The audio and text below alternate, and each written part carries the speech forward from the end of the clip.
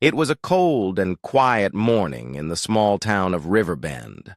The sun had not yet risen, but inside a tiny one-room apartment behind a mechanic shop, a man sat on the floor, cradling two tiny babies in his arms. Their cries filled the air, soft but desperate.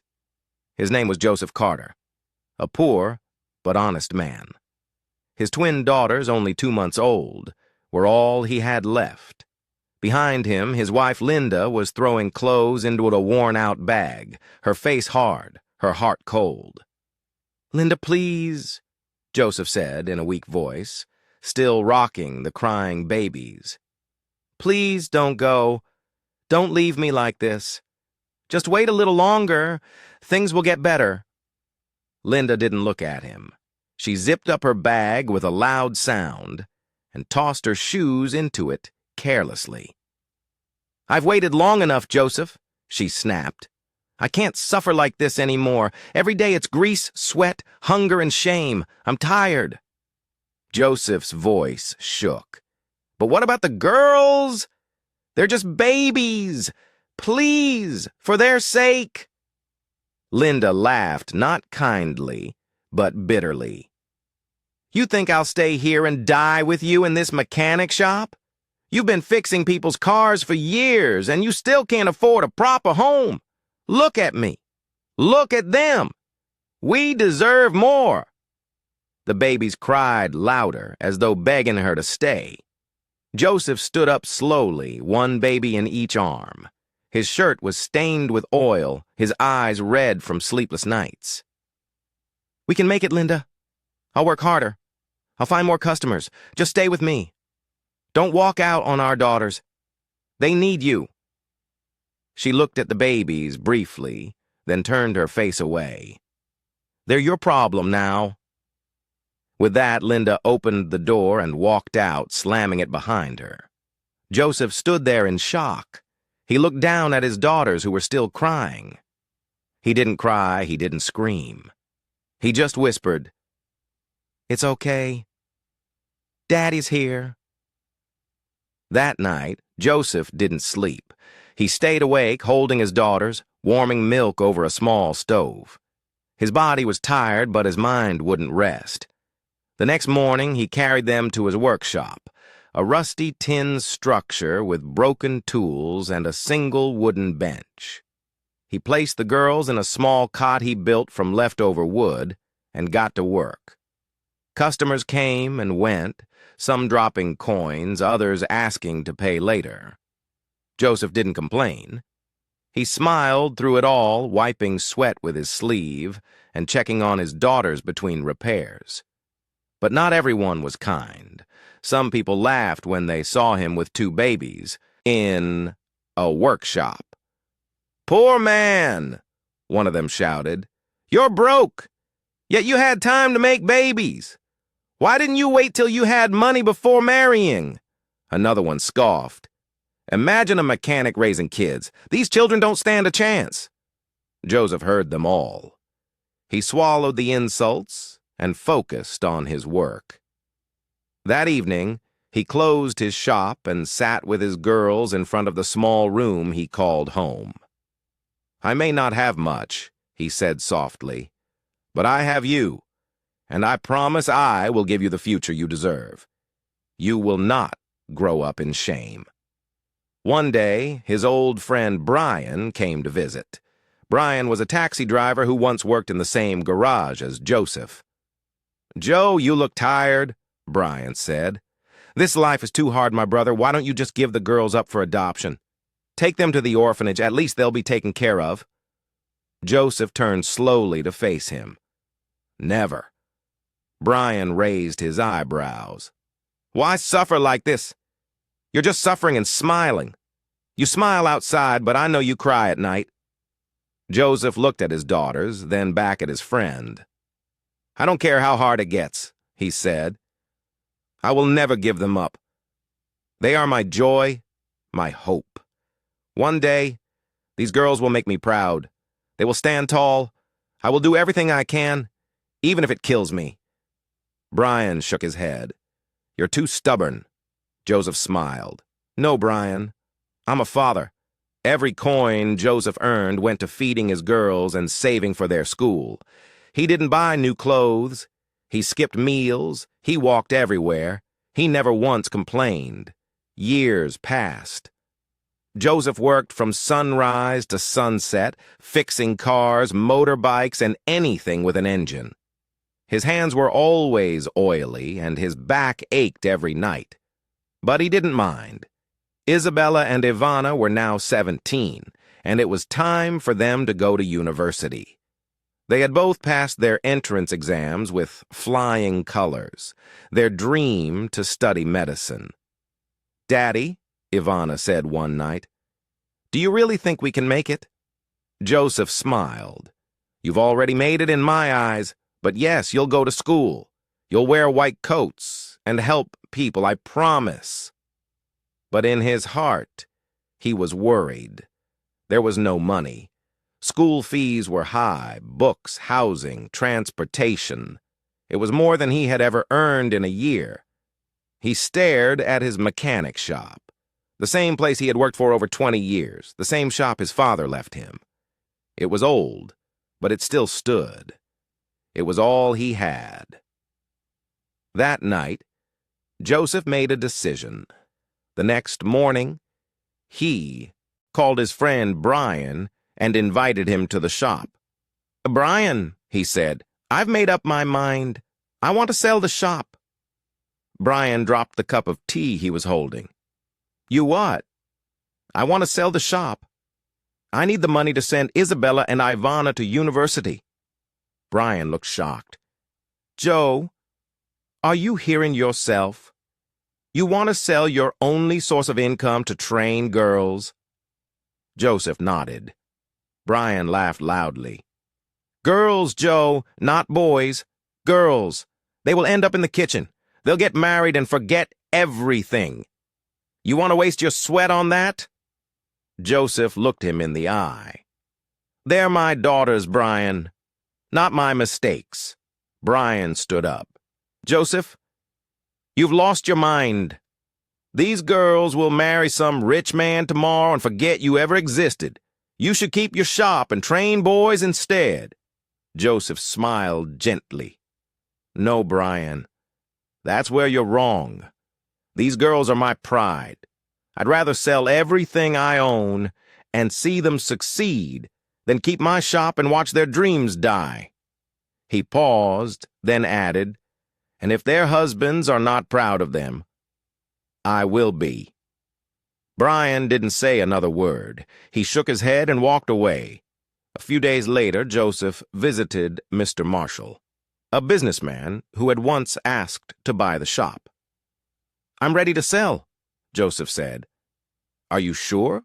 Mr. Marshall asked. "This place is your life." Joseph nodded. "Now my daughter's future is my life." Mr. Marshall gave him a fair price. Not too high, but enough to cover their first-year fees, accommodation, and books. When Joseph got home, he gathered his daughters and handed them the money in an envelope. "What's this?" Isabella asked. "It's your beginning," he said. "Go and chase your dreams." "Where did you get this from?" Ivana asked, confused. "I sold the shop," he answered. Their eyes widened. "No, Daddy, you didn't." "I did," he said firmly. "It was never just a shop. It was a bridge. And now that you're crossing it, I can let it go." Tears ran down their cheeks. They hugged him tightly. "We will make you proud," they both said. "You already have," he replied. The next week, they left for university. Joseph stood by the gate watching the bus disappear down the road. He didn't cry. He smiled. Not because he had lost his shop, but because he had planted greatness, and now he was watching it grow. When Isabella and Ivana arrived at the university, everything looked so big and new. Tall buildings, crowded lecture halls, new faces, new life. They remembered their father's words before they left. "Focus on your books. Don't follow the crowd." make me proud. So every day they woke up early, attended their classes, read their books, and stayed out of trouble. They knew their father had given up everything just for them. They couldn't afford to disappoint him. Back at home, Joseph no longer had a shop. He didn't have much to do, but he wasn't sad. Every time he thought of his daughters studying at university, his heart was filled with joy. Neighbors mocked him. "Joseph, you're jobless now. What will you eat? Didn't we tell you? Those girls will forget you soon." But Joseph always smiled and said, "My girls will come back home as doctors. You will see." Sometimes Isabella and Ivana would call him. "Daddy, how are you?" Isabella would ask. "I'm fine, my angel. How is school?" "It's hard, but we're trying. We passed all our tests." "That's good. Keep going. Your reward is coming." Sometimes they didn't have enough money to buy food or textbooks, but they never told Joseph. They didn't want to stress him. Instead, they would go hungry and still attend lectures with smiles on their faces. They believed in their father's dream for them. One evening, Ivana had a headache and was lying on the bed when Isabella came in with 2 cups of gari.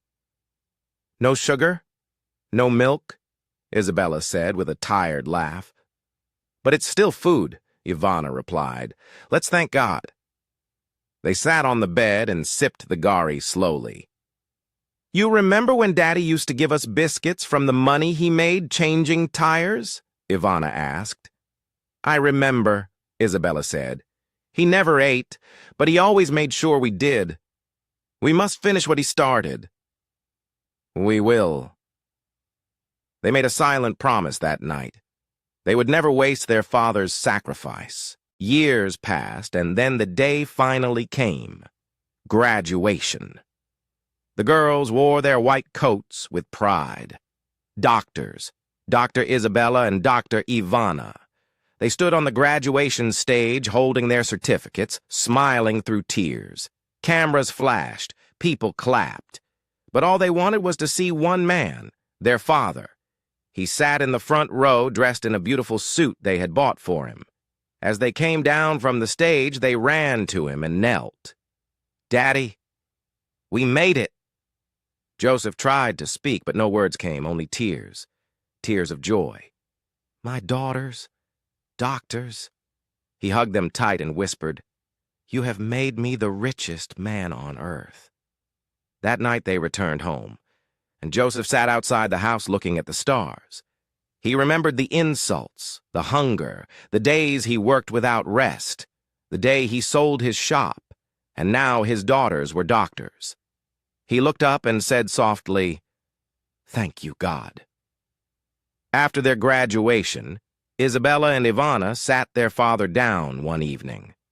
The living room was quiet, and the air felt heavy with excitement. "Daddy," Isabella began, holding his hand, "we have something to tell you."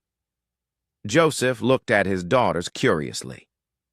"What is it, my angels?" Ivana smiled brightly.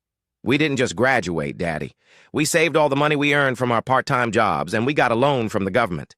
Joseph's eyes widened. "Loan? What for?" Isabella squeezed his hand gently. "We built a hospital, Daddy. A big hospital, and we named it Carter Hope Medical Center." Joseph's mouth fell open. He couldn't believe what he was hearing. You built a hospital?" "Yes, Daddy," they said together, laughing and crying at the same time.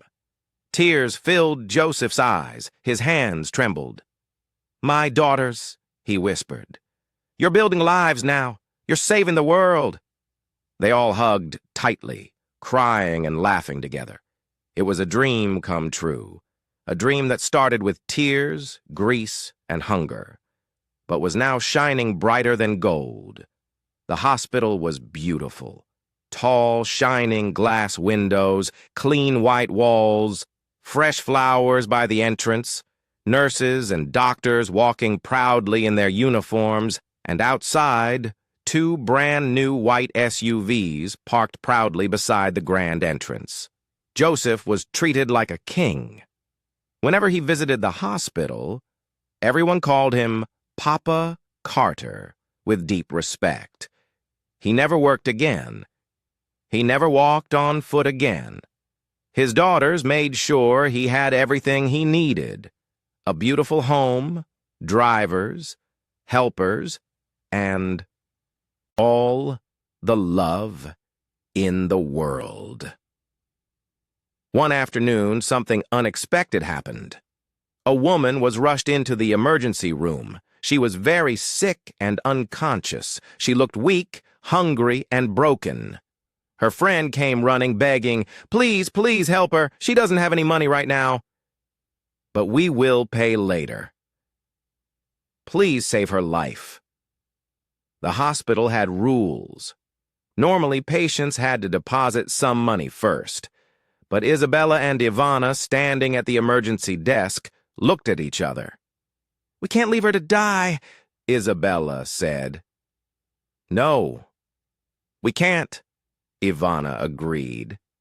They turned to the woman's friend. "We will save her life, but please, while we are working, go around and try to find some money." The woman dropped to her knees, crying and thanking them. "God will bless you. You have hearts of gold." The doctors rushed the patient into surgery, doing their best to save her life. Weeks passed. The woman recovered slowly. She was given a small cleaning job at the hospital to help pay off her debt. She worked quietly, always avoiding eye contact, her heart full of shame and fear.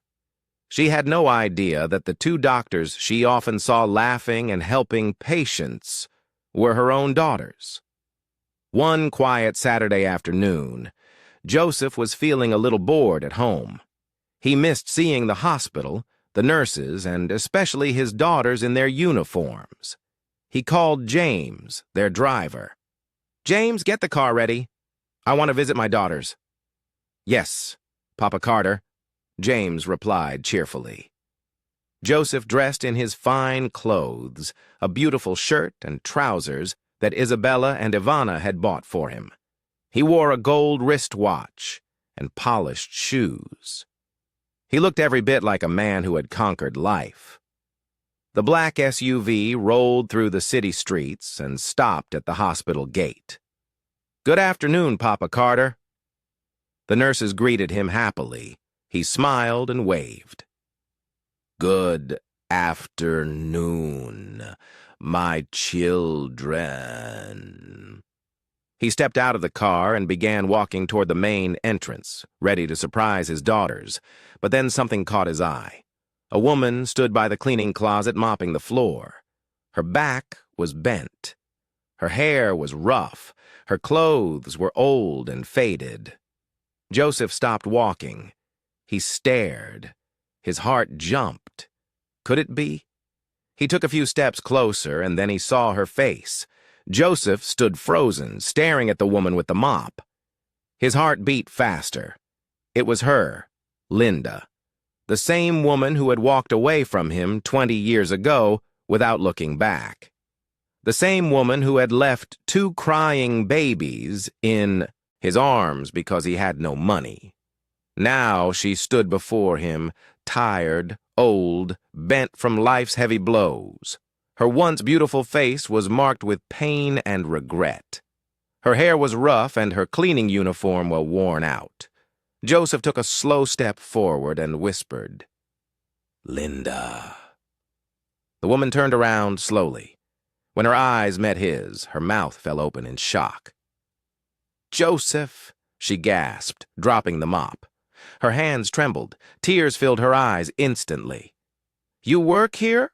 Joseph asked, his voice filled with disbelief and sadness. Linda broke down. She couldn't speak for a few seconds. Then, through her tears, she nodded.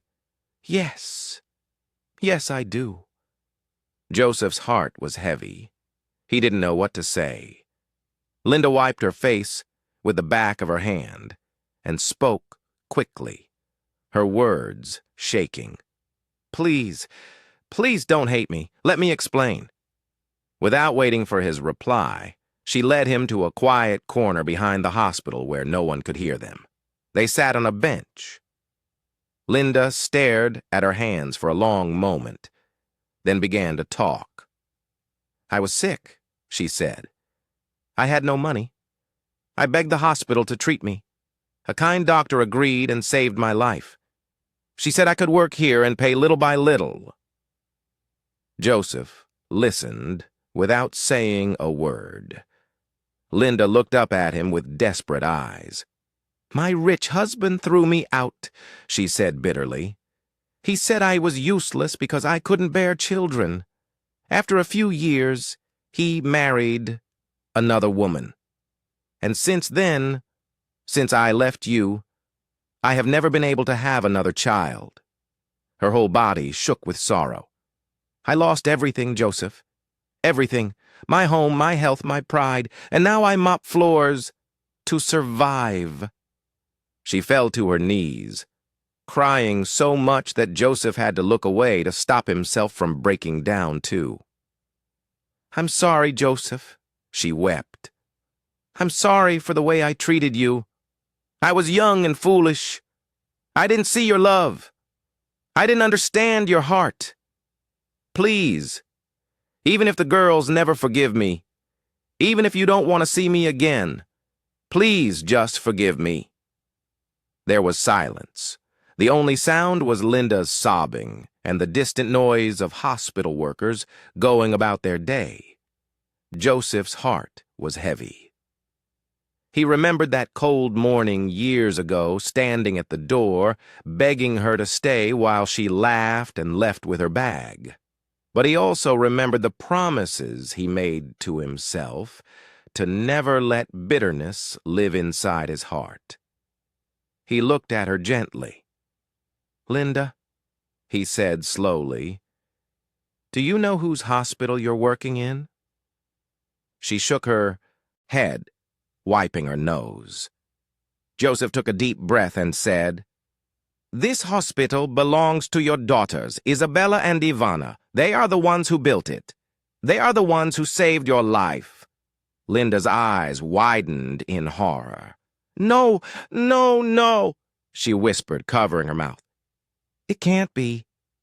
"It is," Joseph said quietly. "The same babies you left behind. The same ones you said were my problem. Today they are doctors. They own this hospital." Linda fell flat on the ground, weeping so loudly that a few staff members turned to look. She had never felt such shame in her life.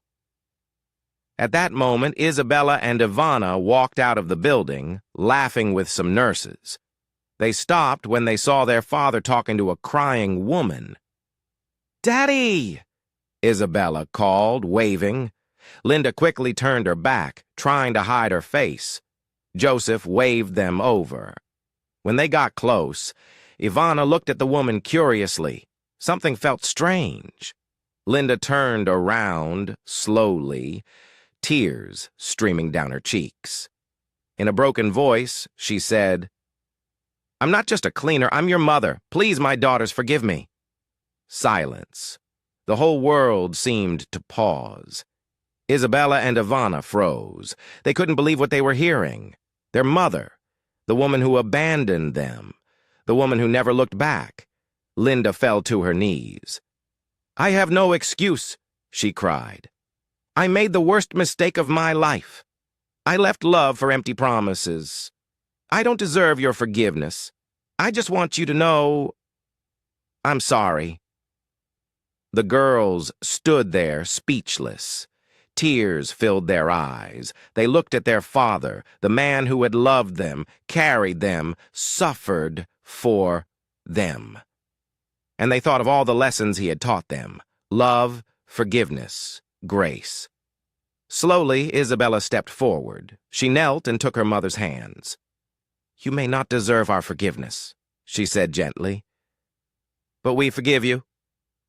Ivana knelt too, hugging her mother tightly. "Because Daddy taught us," Ivana said, crying. that forgiveness is stronger than hate. Joseph stood there, wiping his eyes proudly. 1 month had passed since Linda moved into the mansion with Joseph and their daughters, Isabella and Ivana. Everything on the outside seemed calm. The house was peaceful. Meals were shared. Smiles were exchanged. But deep inside Joseph's heart, he was not truly happy. He couldn't forget. Every morning when he saw Linda, memories of that painful day would return. The day she walked out of his life, leaving 2 crying babies in his arms and disappearing without a backward glance. That afternoon, after Isabella and Ivana left for work, Joseph was seated on the balcony reading a newspaper when Linda came and sat beside him. She looked at him carefully for a few seconds and then spoke. "Joseph," she said quietly, "it's been 1 month since I came back into this house. I've said sorry. I've tried to change. I've cooked, cleaned, and helped around the house. I think maybe it's time we come back together as husband and wife." Joseph slowly folded the newspaper and placed it on the table. Then he looked straight at her and shook his head. "No, Linda. Never." Linda's face dropped.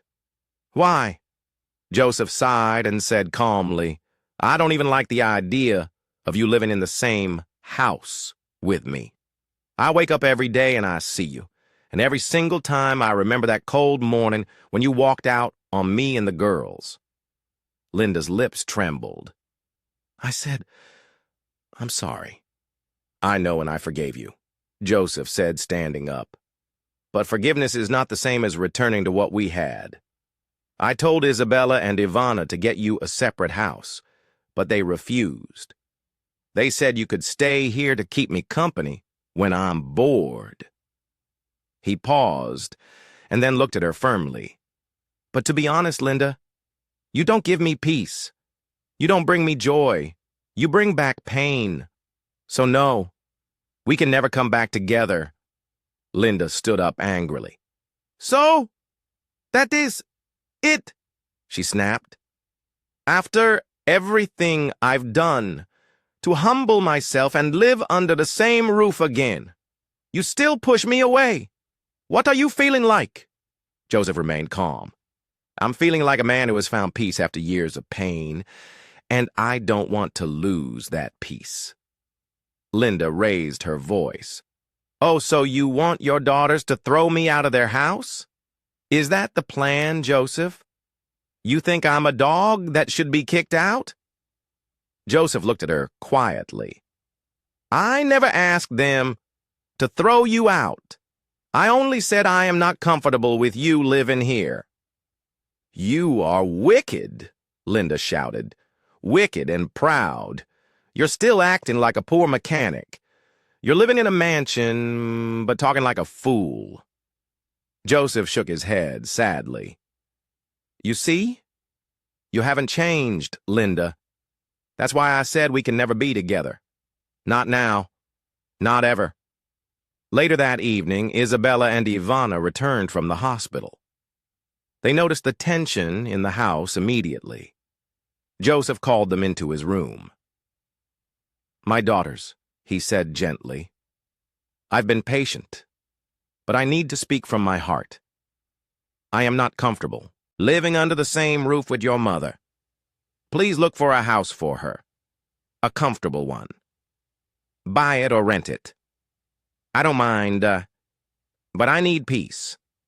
The girls looked at each other and nodded. "Okay, Daddy," Ivana said softly. "We understand. We will find a place for her this week," Isabella added.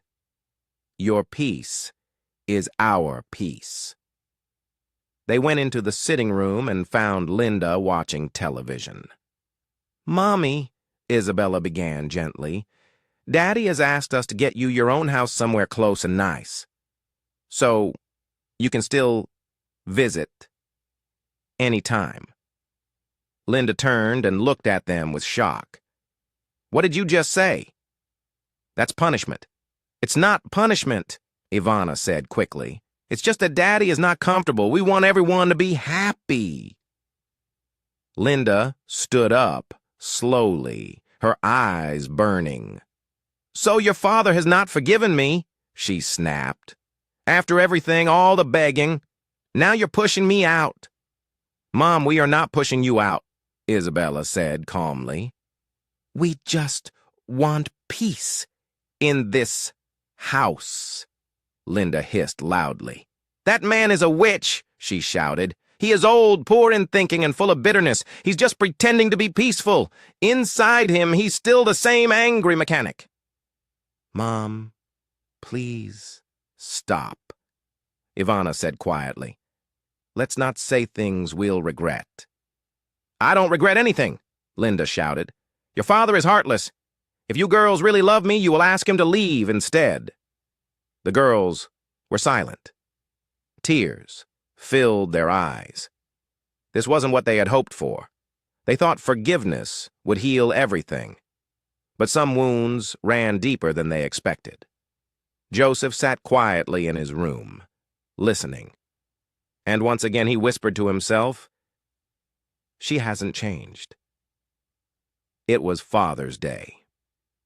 Early that morning, Isabella and Ivana were up, smiling and full of excitement. They had planned something very special for their father. After weeks of searching, they bought him a brand new white luxury SUV, a powerful gift to honor the man who gave up everything for them. Joseph sat in the living room reading the newspaper, not suspecting anything. Daddy, Isabella said, walking in, come outside. We want to show you something. What is it? He asked. Just come, Daddy, Ivana added, laughing. They led him outside.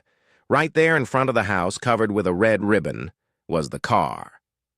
Joseph stood still, confused. What's this? It's yours, the girls said. Our gift for Father's Day, Isabella added. You deserve the best. Joseph's eyes widened. You bought me a car. Yes, Daddy, Ivana said. You gave us everything. Now it's our turn. Tears filled his eyes. He touched the car gently, shaking his head.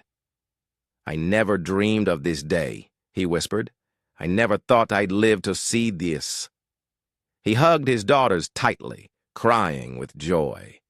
The houseworkers clapped. It was a beautiful moment, but inside the house, someone was not happy. Linda stayed in her room, watching from the window. Jealousy filled her heart. Her face was hard. They love him too much, she thought angrily. What about me? She sat on the bed, boiling with anger. Later in the evening after the celebration, Isabella and Ivana came to her room. Mom, Isabella said, knocking, you didn't come outside. Daddy was asking about you. Linda opened the door slowly. You both love that witch, that poor mechanic, more than me, she snapped. Ivana blinked in shock. What? Yes, Linda shouted. You treat him like a king and treat me like a nobody. Mom, it's Father's Day, Isabella said calmly. He raised us alone for 20 years. He gave us everything. Ivana took a deep breath. Are you serious, Mom? You're angry that we celebrated our father on Father's Day? He doesn't deserve it, Linda shouted. He's nothing but a foolish old man, a dirty mechanic. You girls are blind. That was it. Isabella snapped. Enough, Mom, she said firmly. We've had enough of your insults. Ivana nodded. You should be ashamed of yourself. After everything Daddy went through to raise us alone, this is what you say about him, Linda hissed. If my useless ex-husband hadn't left me, I wouldn't even be here looking at his face. You're only here because you were sick broke and needed help. Isabella fired back. And we helped you, but now you're spitting in our faces. Linda rolled her eyes. Whatever. You're just like him. unforgiving and mannerless. Ivana's eyes filled with tears, but her voice was firm. We've tried, Mom. We've truly tried. But if you can't respect our father, then you can't stay here. What are you saying? Linda asked, folding her arms. You're leaving this weekend? Isabella said. We'll call the agent tomorrow to find you a nice apartment. Linda laughed bitterly. So, you're throwing me out now. You're pushing your own mother away. No, Ivana replied calmly. You pushed yourself away. We only have peace in this house when you're not speaking. Isabella added, We'll pay for the apartment, furnish it, and support you, but not under our roof. Linda looked at them, both with fire in her eyes. You're both heartless, cold. You've chosen him over me. No, Ivana said softly. We chose love. We chose peace. Linda stormed back into her room, slamming the door behind her. The girls stood in the hallway, shaking. Joseph walked in from the balcony and hugged them both. You've done the right thing, he said. Some people don't change, even when given the chance. And they all agreed. It was time for a new chapter. And deep in his heart, he finally felt something he hadn't felt in years. Relief. 2 months had passed since Linda moved into her own apartment. At first, everything was calm. The girls paid her rent, furnished the apartment beautifully, and even sent her a monthly allowance to make sure she was comfortable. They thought that with time she would heal, behave better, and live quietly. But they were wrong. Very wrong. One Saturday afternoon, while Isabella and Ivana were at work in their hospital, one of their childhood friends, Carla, rushed into Ivana's office. Ivana? Isabella, I heard something shocking about your mother. The sisters looked up from their files immediately. What happened? Isabella asked, worried. Carla sat down, breathing heavily. People are talking. It's everywhere. Your mother, she's having an affair with a boy young enough to be her son. Ivana dropped her pen. What? Carla nodded. Yes, a small boy, maybe 25 years old. She's spending all the money you sent her on him, buying him clothes, shoes, phones, even paying his rent. Isabella felt her heart racing. No way, she whispered. She's even taking him out to eat and drink, Carla added. People are laughing at your family behind your back. Isabella and Ivana exchanged looks. Their father's words echoed in their minds. She has not changed, and she will never change. Without wasting a second, Isabella grabbed her phone and dialed Linda's number. Linda was at home laughing loudly with the young boy when her phone rang. Seeing it was Isabella, she hissed and answered lazily. What is it? She said. Mom, Isabella said calmly at first. We heard something today. We heard you are having an affair with a small boy, and you are spending the money we send you on him. Is it true? There was silence for a few seconds. Then Linda laughed loudly. So, what if it's true? Yes. I'm spending my money on someone who makes me happy. That small boy is quenching the fire burning inside me since your useless father refused to come back to me. The girls couldn't believe what they were hearing. Isabella's voice rose sharply. Mom, how could you? After everything we did for you, after all the respect we gave you. Linda hissed loudly. Respect? Keep it to yourselves. I will spend my money however I want. If you don't like it, go and jump into the river. Ivana was shaking with anger now. Your money, she shouted. The money we work for day and night. You're disgraceful. Linda laughed harder. At least that boy knows how to make a woman feel alive, not like your dry, useless father. That was the last straw. Isabella's face turned red with anger.